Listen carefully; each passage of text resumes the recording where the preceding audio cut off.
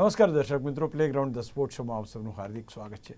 Paris Olympics તો ગયો અને હવે પેરિસ પેરાલિમ્પિક્સ.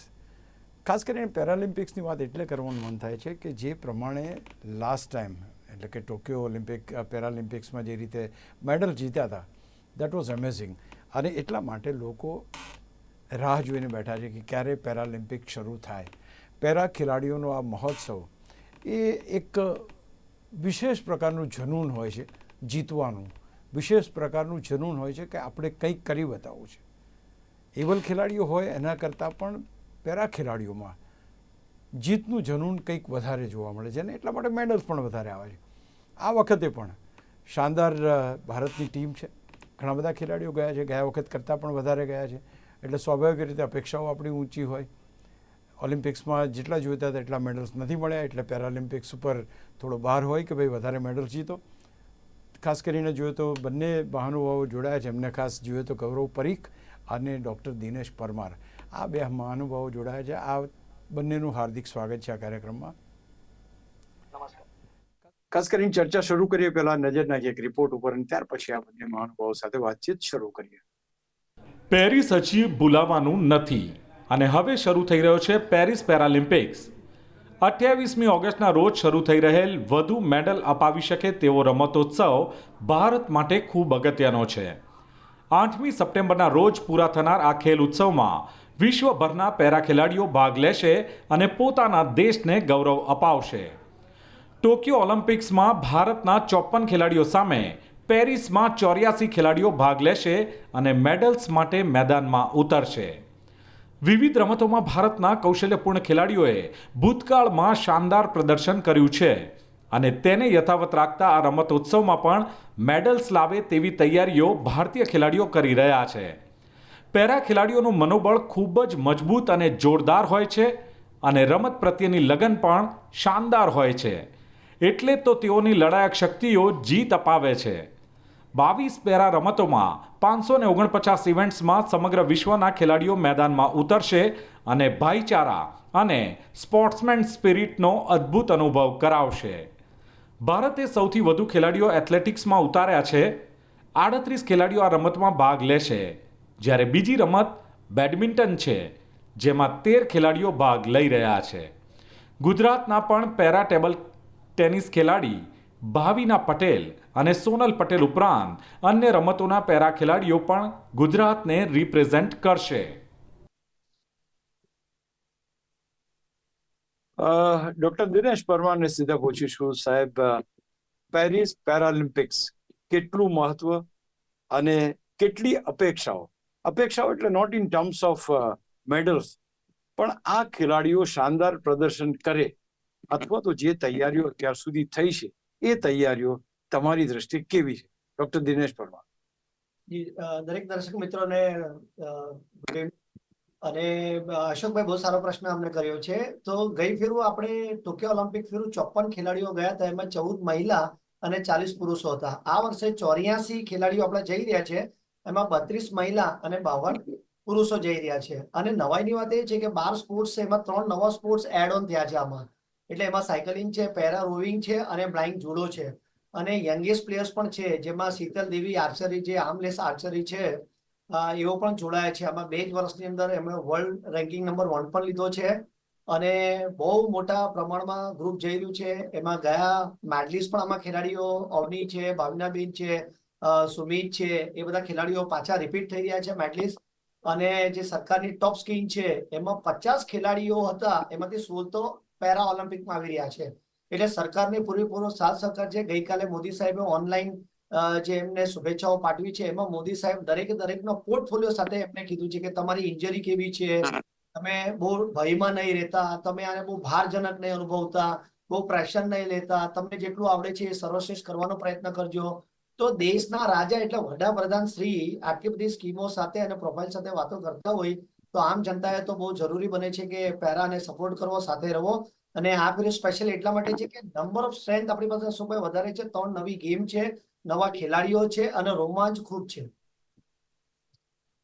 ગૌરવભાઈ, ખાસ કરીને કેટલું ગૌરવ પેરા ખેલાડીઓ પર, કેટલું ગૌરવ ભારતને આ સૌથી વધારે મેડલ્સ અપાવનાર રમતવીરો ઉપર. અને કેટલી જબરજસ્ત છે આ ટીમ આપણી, ગૌરવભાઈ? સાહેબ નમસ્કાર, સૌને બીજા બધાને નમસ્કાર. મેડલમાં તો સાહેબ જેમ વાત કરી કે રિપીટમાં સોમિત અંતિલ છે, પછી એ બધા રિપીટ થવાના જ છે મેડલમાં. ભાવિનાબેન છે આપણા ગુજરાતના, એ રીતના શીતલ દેવી છે, એ પણ રિપીટ થવાના. પણ જે યંગેસ્ટ ખેલાડી જે નવા આ વખતે જેમ નવી 3 ગેમ ઉમેરાઈ છે, પછી બીજા નવા ખેલાડીઓ એથ્લેટિક્સમાં ઉમેરાયા છે, પછી ટેબલ ટેનિસમાં, બેડમિન્ટનમાં એ જે ખેલાડીઓ એડ થયા છે એમાં આપણા ગુજરાતના ભાવના અજબા ચૌધરી, હમણાં જસ્ટ હું એમને એરપોર્ટ મૂકીને આવ્યો, કાલે એમની દિલ્હીથી ફ્લાઇટ છે પેરિસ માટેની. એ રીતના ઘણા બધા એથ્લીટો નવા યંગેસ્ટ એડ થયા છે.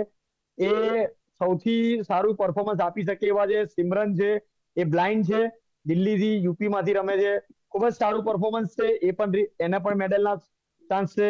એવા ઘણા બધા ખેલાડી છે સાહેબ કે એમને ચાન્સ છે અને દેશનું નામ રોશન કરશે, ગૌરવ અપાવશે, પોતાના પરિવારને ગૌરવ અપાવશે, પોતાના રાજ્યને ગૌરવ અપાવશે. એમ ઘણા બધા એવા એથ્લીટ છે કે જે ગૌરવ અપાવી શકે એમ છે. અને ખૂબ જ મોટી સંખ્યામાં 84 ખેલાડીઓની ફોજ છે. અને જેમ અમારા પેરાલિમ્પિક કમિટી ઓફ ઇન્ડિયાના અધ્યક્ષ દેવેન્દ્ર ઝાંઝરિયા સાહેબે કીધું કે આ વખતે 30 મેડલની આશા છે, એટલે 100% 30 મેડલ આવી શકશે. મરિયપ્પન છે, આવા ઘણા બધા ખેલાડી છે, એટલે 30 મેડલની અમારી આવશ્યકતા છે અને 30 મેડલ આવશે જ. એના સાથે અમે ટીમ અમારી આજથી બધી રવાના થાય છે, એટલે ખૂબ જ ગૌરવની વાત છે સાહેબ. અચ્છા ગૌરવભાઈ, તમને ખાસ બીજો એક સવાલ પૂછી લેવાનું મન થાય છે. આ ખેલાડીઓનું મનોબળ કેવું છે? કારણ કે તમે આ ખેલાડીઓ સાથે સતત જોડાયેલા છો. આઈ નો દેટ કે તમે એમની સાથે ને સાથે હો છો. એમની તકલીફો અથવા તો એમને કયા હર્ડલ્સ અથવા કઈ તકલીફો, કયા ઇસ્યુઝ એવા છે કે જે ખરેખર એ લોકો બીજા મીન્સ કે એબલ ખેલાડીઓ કરતા વધારે સારી રીતે ટેકલ કરી શકે છે? એ બાબત ઉપર તો અશોકભાઈ સાહેબ, મારું કહેવું એવું જ છે કે આપણા પેરાના ખેલાડીઓનું મનોબળ માટે તો અને એમની જે તકલીફ હોય છે, એક તો શરીરથી અપંગ છે, બરાબર છે, એટલે અડધા 50% એમાંથી તૂટી જાય. અને બીજા ઘર પણ ચલાવવાનું બી હોય છે, ભલે દિવ્યાંગ છે પણ એમને પોતાના ઘરની પણ જવાબદારી હોય છે, પોતાના પરિવારની જવાબદારી હોય છે. એટલા માટે એમને એમના ઘર ઉપર એક બોજ લાગે છે, એમને પોતાને પણ બોજ લાગે છે, ઘરના પરિવારના સભ્યોને પણ એવું ઘણી વાર ફીલ થતું હોય કે હવે આના માટે શું કરવું, ના આપણને પણ કમાઈને આપી શકે છે કે ના કશું કઈ કરી શકે એમ છે. એટલે આવા ખેલાડીઓનું મનોબળ માટે સાહેબ અમે લોકો એમનો કાઉન્સેલિંગ કરતા હોઈએ છીએ, એમને અમે સમજાવતા હોઈએ છીએ, એમને મોટિવેશન વિડીયો બતાવીએ છીએ, એમને કઈ ગેમમાં એમને પરફોર્મન્સ સારું આપી શકીએ એના માટે અમે બધા પ્રયત્નો કરતા હોઈએ છીએ સાહેબ. ડોક્ટર દિનેશભાઈ, ખાસ કરીને ખેલાડીઓ જે રીતે તૈયાર થાય છે, નાઉ ટેલ મી વન થિંગ કે એબલ ખેલાડીઓ જે રીતે તૈયારી કરે છે, જે કમિટમેન્ટ સાથે તૈયારીઓ કરે છે, અને પેરા ખેલાડીઓ જે કમિટમેન્ટ સાથે તૈયારી કરે છે, do you find any difference in it?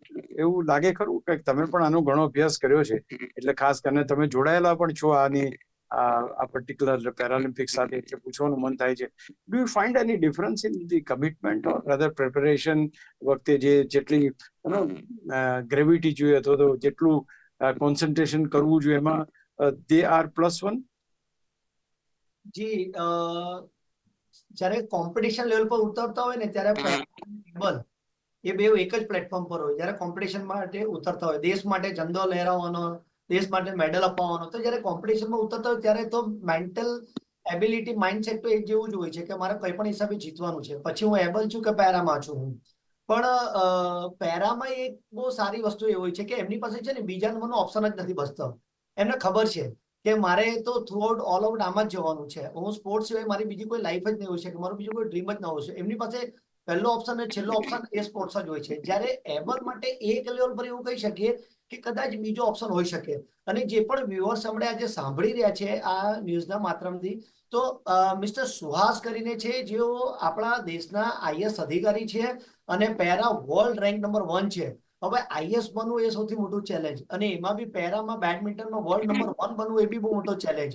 તો તમે જો ભણવામાં અને રમવામાં બે ઉપર ટોપ કરવું, એક વર્લ્ડમાં ટોપ કરવું અને એક દેશમાં ટોપ કરવું, તો આ તો કેટલા બધા લોકો માટે પ્રેરણામૂર્તિ થઈ શકે. અને આમાં સૌથી મોટો પેરા અને એબલમાં સૌથી મોટો જે ચેલેન્જ આવતો હોય છે ને, એ કોચ અને એડમિનિસ્ટ્રેટિવ લેવલનો હોય છે. કોચ એ છે ને એક મહારાજ, એક પંડિત છે. એને મૂર્તિની અંદર પ્રાણ પ્રતિષ્ઠા નાખવાનું કામ કરવાનું છે. જેમ કે શીતલ દેવી છે, આર્મલેસ આર્ચર છે. હવે કોચે કેવી રીતના વિચારી લીધું કે એને પગથી મારે આર્ચરી કરાવીને વર્લ્ડ નંબર 1 કરાવવો? એટલે કોચ પહેલે જ સ્વયંભૂ છે અને ખેલાડીઓમાં એ નાખતું હોય છે, અને ખેલાડીએ વિશ્વાસ પોતે જગાવવાનો કે હું શું, મારે એક તો જીવનમાં ચેલેન્જ આવી જ ગઈ છે અને બીજી ચેલેન્જમાં મારે પાસ થવાનું છે અને બેસ્ટ થવાનું છે. એટલે એબલ અને પેરા બેમાં એટલી વસ્તુ કહી શકું કે બે પ્લેટફોર્મ પર તો જીતવા માટે દેશ માટે સરખા જ છે, પણ પેરા પાસે ઓપ્શન નંબર 2 હોતો નથી, જ્યારે એબલ પાસે કદાચ એવું માની શકે ઓપ્શન હોઈ શકે. રાઈટ. ખાસ કરીને ગૌરવભાઈ, તમને પૂછવાનું મન થાય, ગુજરાતના ખેલાડીઓ, ગુજરાતના પણ હું ઘણી વખતે જ્યારે આ ખેલાડીઓને મળ્યો છું, હું અભિભૂત થયો છું. સાચું પૂછો તો ક્યાંક એમ કહી શકાય કે I was greatly impressed the way they are getting into the game, જે રીતે એ લોકો તૈયારી કરે છે.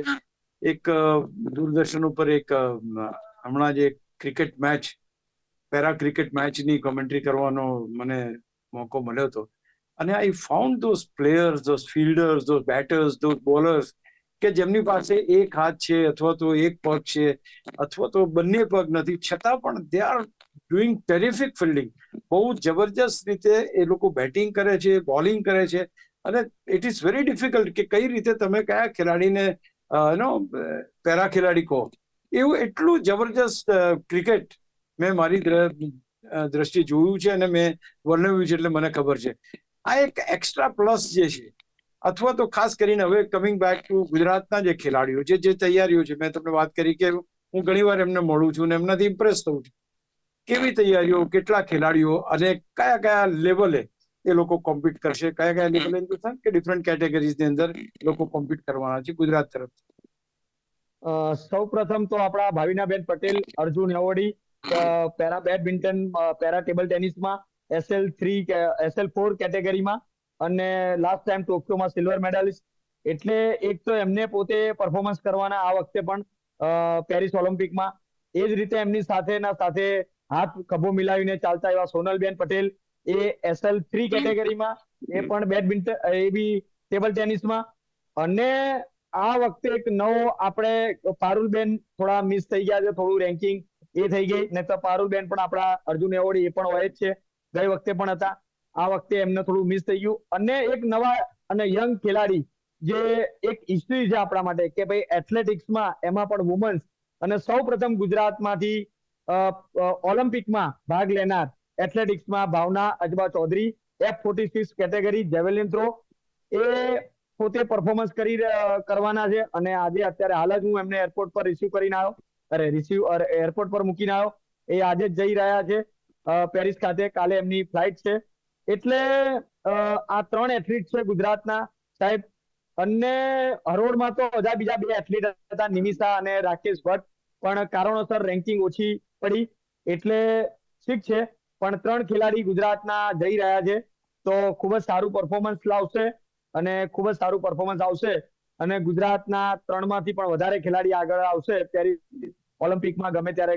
નેક્સ્ટ બીજો એક સવાલ તમને પૂછી લઉં છું. આ ખેલાડીઓને લઈ જવામાં, કેરી કરવામાં, કોઈ જગ્યાએ ઉતરવામાં, બેસવામાં કઈ તકલીફોનો સામનો કરવો પડે અને કોણ એની સાથે એટેન્ડન્ટ હોય છે? ભાવિનાબેન, સોનલબેનની વાત કરીએ તો એમની સાથે એમના પર્સનલ એસ્કોર્ટ છે, ભાવિનાબેનના હસબન્ડ છે, અને સોનલબેનના એમના કઝિન્સ કે એમની કઝિન સિસ્ટર હોય છે. પણ જે વાત કરી તમે ઉઠવા બેઠવાની વાત સાહેબ, એમાં ખૂબ જ તકલીફ પડે ફ્લાઇટમાં અંદર લઈ જવા લાવવા, એમને વ્હીલચેરમાંથી કેબિન વ્હીલચેરમાં બેસાડવા, કેબિન વ્હીલચેરમાંથી સીટ ઉપર બેસાડવા, એમને વોશરૂમ લઈ જવા. સાહેબ બહુ ડિફિકલ્ટ વસ્તુ છે, જે એનો સામનો કરતું હોય અને જેને એની તકલીફ છે, જેને એની વેદના છે, એને જ સાહેબ આ ખબર પડે. ખાલી જોવાથી કે આપણે એને ફીલ ના કરી શકાય. અમે લોકો આની લોકો સાથે કામ કરીએ છીએ, અમે એમની ખબર છે. સ્પાઇનલ કોર્ડ ઇન્જરી ખેલાડીઓ આખા પગ ધ્રુજે, આજુબાજુના બીજા પેસેન્જરો બી ચકિત થઈ જાય કે આ ભાઈનો પગ કેમ ધ્રુજારી જાય, એકદમ માતાજી આવ્યો કેમ ચાલુ થઈ ગઈ, એવા એમના પગ થઈ જતા હોય, એવા એમના ધ્રુજારી આવતી હોય, કંપન આવતી હોય. અને વાત કરીએ આપણે ભાવના અજબા ચૌધરીની, તો ભાવના અજબા ચૌધરીને હાથની તકલીફ છે. હાથ એનો પૂરો સીધો થતો નથી અને આટલો થોડો બેન્ડ થોડો રહી છે. એટલે એમની પાસે પોતાનો એક હાથ મજબૂત છે, પણ છતાં પણ એમને પણ એમની બેગ ઉચકવી, આ ઉચકવી, એમનો જેવેલિન થ્રો સાથે રાખવાનો, એને કેરી કરવાનો, એને લઈ જવાનો, એને પેરિસ ખાતે ત્યાં રિસીવ કરવાનો, તે જમા કરાવવાનો, ઘણી બધી પ્રોસેસ છે સાહેબ, અને ઘણી બધી તકલીફો છે. છતાંય દિવ્યાંગ ખેલાડીઓ પેરા ખેલાડીઓ ક્યારે હાર માન્યા નથી અને હાર માનવાના નથી. જેમ દિનેશભાઈએ કીધું કે એમનું એક છેલ્લું ઓપ્શન સ્પોર્ટ્સ છે, એટલે એમનો શ્વાસ છે, એમની ઇન્જરી છે, જે પણ ગણો એ સ્પોર્ટ્સ જ એમનું જીવન છે સાહેબ. દિનેશભાઈ ખાસ કરીને આપણે પેરાલિમ્પિક્સની વાત કરીએ. પેરિસમાં કેટલા ખેલાડીઓ, કેટલા દેશો, કઈ રીતના આ સમગ્ર રમતોત્સવ નું આયોજન થયું છે, એની કોઈ રૂપરેખા? જી હમણાં સુધી પેરિસ ઓલિમ્પિકના તો ડેટા મેં ગેધર નથી કર્યા, પણ મેં ટોક્યો ઓલિમ્પિકના જે ડેટા જોયા હતા એમાં 169 દેશોએ ભાગ લીધો, 4570 ખેલાડીઓ ભાગ લીધો છે. અને આ ખૂબ જ 22 જેવી રમતોમાં આપણા ભારત દેશના 9 રમતોમાં ભાગ લીધો હતો. અને જે ગૌરવભાઈ આગલા પ્રશ્નોની જે વાત કરી છે એમાં નાનકડું એડોન એ કરીશ આપને કે જે બી એડવાન્સ કન્ટ્રી છે એ કન્ટ્રીની અંદર જે પેરા ખેલાડીઓને દૈનિક જીવનની અંદર જે ચેલેન્જીસ આવતા હોય એની પર રિસર્ચ થાય, અને રિસર્ચના એના 150 ક્વેશ્ચનરી થાય. એ ક્વેશ્ચનરીના બેઝ પર સાયકોલોજીસ્ટને, વિડીયો એનાલિસિસને, ટેકનોલોજી ટીમને ડેટા શીટ શેર કરવામાં આવે, અને શીટના બેઝ પર નક્કી કરવામાં આવે કે આ ખેલાડી સિટિંગ વાળો છે, આ ખેલાડી સ્ટેન્ડિંગ વાળા છે, આ ખેલાડી ટ્રેક એન્ડ ફિલ્ડ વાળા છે, આ ખેલાડી ફિલ્ડ ઇવેન્ટ વાળા છે. તો એની બેઝિક વસ્તુઓમાં શું શું ચેલેન્જીસ આવશે, તો એ સ્ટેડિયમમાં કે સ્ટેડિયમ બહાર એસ્કોર્ટ થી લઈ અને ટ્રેનિંગ સેન્ટર સુધી એને એ સુવિધાઓ મળવી જોઈએ, જેથી કરીને ખેલાડી એના પરફોર્મન્સ આપવામાં વંચિત ના રહે. એટલે કે વિદેશી જેટલા પણ એડવાન્સ કન્ટ્રી છે એ ખેલાડીઓ અને એની ટીમ પાસે એક આખું ચેકલિસ્ટ છે. એ ચેકલિસ્ટના બેઝ પર એ લોકોને training program, competition program design થતો હોય છે, અને જેથી કરીને ખેલાડીઓને મૂળભૂત દૈનિક જીવન જીવવામાં ચેલેન્જો ઓછા થઈ જાય છે.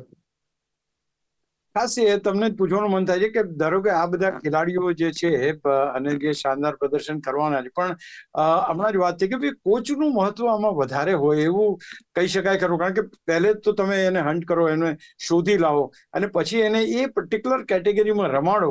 આઈ think don't you find it is tough job for the coach? કારણ કે આને પાછું પરફોર્મન્સ ભલે ખેલાડીને કરવાનો હોય, પણ સવાલ તો આખરે કોચને જ પૂછવામાં આવશે. જી આપણી સમાજની પરિસ્થિતિઓની વિડંબના એ છે કે જે કરતા ધરતા છે એની ઓળખ ખૂબ જ ઓછી છે. આજે આપણે જોઈએ છે કે બધા હોર્ડિંગ્સ લાગે છે, તો કોચના કેટલા હોર્ડિંગ્સ જોવા મળે છે આપણને.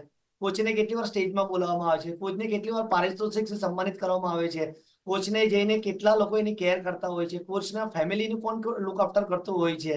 એટલે આપણા થોડીક વિડંબના એવી છે કે કોચ માટે જો કદાચ વિશેષ તૈયારી કરવામાં આવે. હું તમને એક નાનકડું કહું, સર એલેક્સ ફર્ગ્યુસન કે જે માન્ચેસ્ટર યુનાઇટેડ માટે એમણે 23 વર્ષ કામ કર્યું, અને માન્ચેસ્ટર યુનાઇટેડ વર્લ્ડની સક્સેસફુલી ક્લબ છે, ત્યાંથી પ્લેયર્સ પ્રોડ્યુસ કરવામાં આવ્યા. તો એમાં રિસર્ચ કરવામાં આવ્યું કે કોચ હોય એને શું શું જોઈએ, તો એને મેડિકલ જોઈએ, એને ફેમિલીનો લુક આફ્ટર જોઈએ, હોસ્પિટાલિટી જોઈએ, રહેવાનું જોઈએ, બચ્ચાઓનું સ્કૂલ માટે જોઈએ, બચ્ચાની કેર કરવા માટેનું જોઈએ. તો એ જે કોચ હોય એની જીવન જરૂરિયાત વસ્તુ કઈ છે કે જે આપવા જેવી છે, એ બધી સરકાર તરફથી કે પ્રાઇવેટ એજન્સી તરફથી ફૂલફિલ કરવામાં આવે. અને કોચને એક જ કામ કરવામાં આવે કે તમારું કામ છે એથ્લીટને ટોપ ક્લાસ લેવલ સુધી લઈ જવામાં જ તમારા મગજને બિઝી રાખવાનું. આપણે ત્યાં ઘણીવાર એવું બી બને છે કે કોચ બિચારા મધર ફાધર હોસ્પિટલમાં હોય અને પેરા એથ્લીટને ટ્રેનિંગ આપતા હોય. સવાર સાંજે પેરા એથ્લીટ સાથે હોય ને એના બાળકો સવારે ઊંઘમાં જ મોટા થઈ જતા હોય, રાત્રે મોડા પહોંચે એટલે બાળક સુતા હોય, સવારે એ કોચિંગ કરવા જાય ત્યારે સ્કૂલે ગયા હોય. એટલે કોચ બહુ મોટો રોલ છે. કોચને વધુમાં અહીંયા particular Dineshbhai, in para sports I find it more tough for the coach than a player. Am I right or no? Yes. તો એટલું બહુ સારું છે કે આપણા કોચ લોકો બહુ શાંતિથી વિચારી રહ્યા છે કે હું કેમાં બેસ્ટ છું, હું એથ્લેટિક્સમાં બેસ્ટ છું, હું ટીટીમાં બેસ્ટ છું, હું બેડમિન્ટનમાં બેસ્ટ છું, અને બેસ્ટ છું તો એમાં મારે કયા ખેલાડીને પિક કરવાના છે. અડધી બોડી કામ કરે છે, એનો 25% બોડી કામ નથી કરતું, અને કયા ખેલાડીને એજ પ્રમાણે હું એને આગળ લઈ જઈ શકીશ. એટલે આપણા કોચ એટલા સારા છે. ગુજરાતના સ્પેસિફિક કોચની વાત કરું તો એટલા સારા કોચ છે કે એ પ્લેયર અસેસમેન્ટ કરે છે. અને અસેસમેન્ટ કરતા એને ખબર પડે છે કે ફિઝિકલી અને મેન્ટલી બે રીતે કોમ્બિનેશન સાથે હું એને તૈયાર કરીશ તો એ મને બહુ જલ્દી રિઝલ્ટ આપશે. અને તમે જોશો તો એબલ કરતા પેરાના કોચો બહુ ઝડપી રિઝલ્ટ આપી રહ્યા છે. અને રિઝલ્ટ આપવા પાછળનું કારણ કોચ લોકો પણ ફિઝિયોથેરાપિસ્ટ સાથે ડિસ્કસ કરે છે, વિડીયો એનાલિસિસ સાથે ડિસ્કસ કરે છે, સાયકોલોજીસ્ટ સાથે ડિસ્કસ કરે છે, ન્યુટ્રિશનિસ્ટ સાથે ડિસ્કસ કરે છે અને કરીને પ્લેયર હવે હું થોડુંક સમઅપ કરીશ. ગૌરવભાઈ, તમને પૂછી લઉં, આમ તો આંકડામાં આપણે જવું નથી, ખાલી મને એમ કહો તમે કે આ વખતે ખેલાડીઓ વધારે છે, ગયા વખત કરતા વધારે સારું પરફોર્મન્સ ભારતીય ખેલાડીઓનું જોવા મળશે પેરાલિમ્પિક્સમાં? 100%. હેલો. હાજી હાજી, બોલો બોલો. હા બોલો. 100% મળશે સાહેબ. અને અમારી જે અશોકા હોટલમાં પ્રેસ કોન્ફરન્સ થી માંડીને અમારું જે સેન્ડ ઓફ નું ફંક્શન થઈ ગયું, એમાં પણ ઘણા બધા મીડિયાએ પ્રશ્ન કર્યો હતો. તો એમાં એ જ જવાબ હતો અમારા અધ્યક્ષનો કે ઓછામાં ઓછા ગઈ વખતે જે 19 મેડલ હતા એની સામે અમારા 30 મેડલ આવશે. એટલે એમાં 100% સારામાં સારું પરફોર્મન્સ જોવા મળશે પેરામાં, અને રિઝલ્ટ 100% મળશે સાહેબ. દિનેશભાઈ, શોર્ટમાં આ સેમ સવાલ. હા, જે સરકારની સ્કીમ છે, જે ખેલાડીઓ મહેનત કરે છે અને નંબર મોટો થયો છે, અને આપણા જે પ્રેસિડેન્ટ છે દેવેન્દ્ર ઝાઝરિયા સાહેબ જાતે જ ઓલિમ્પિક મેડલિસ્ટ અને એવોર્ડી છે, તો એમને પૂરો વિશ્વાસ છે અને દરેક ખેલાડીના અસેસમેન્ટ થઈ ગયા છે વર્લ્ડ ચેમ્પિયનશિપ થી લઈને એશિયન ગેમ સુધી. તો 100% રિઝલ્ટ સારું મળશે અને 30 મેડલ સાથે ભારત દેશ આવશે. ચાલો, thank you so much Dineshbhai અને Gauravbhai for joining me to be very precise. અને બહુ સરસ ઇનપુટ્સ તમે આપ્યા, કારણ કે આ વિષયના ઇનપુટ્સ કદાચ મારી પાસે પણ ના હોય, હું ચોપડીઓમાંથી વાંચીને શીખી બી ના શકું, કારણ કે તમે એ લેવલ એ લોકોની સાથે જોડાયેલા છો. સો તમારા ઇનપુટ્સ બહુ જરૂરી. Thank you so much for coming and joining. Thank you so much. Thank you. તો ક્યાંક ને ક્યાંક ઓલિમ્પિક્સની વાતથી હવે પેરાલિમ્પિક્સની વાત ચાલે છે. ગયા વખતે પેરાલિમ્પિક્સમાં ભારતે શાનદાર પ્રદર્શન કર્યું હતું, 5 ગોલ્ડ મેડલ, અને ત્યારબાદ જોવા જવું તો 19 કુલ મેડલ્સ ભારતે જીત્યા હતા. આ વખતે એનાથી વધારે ખેલાડીઓ છે, એનાથી વધારે મેડલ્સની આશા દરેકને થાય, સ્વાભાવિક છે, પણ તે છતાંય એ સર્વશ્રેષ્ઠ પ્રદર્શન કરે અને એક સારા એથ્લેટ તરીકે ભારતનું નામ રોશન કરે, એ જ અપેક્ષા. ધન્યવાદ.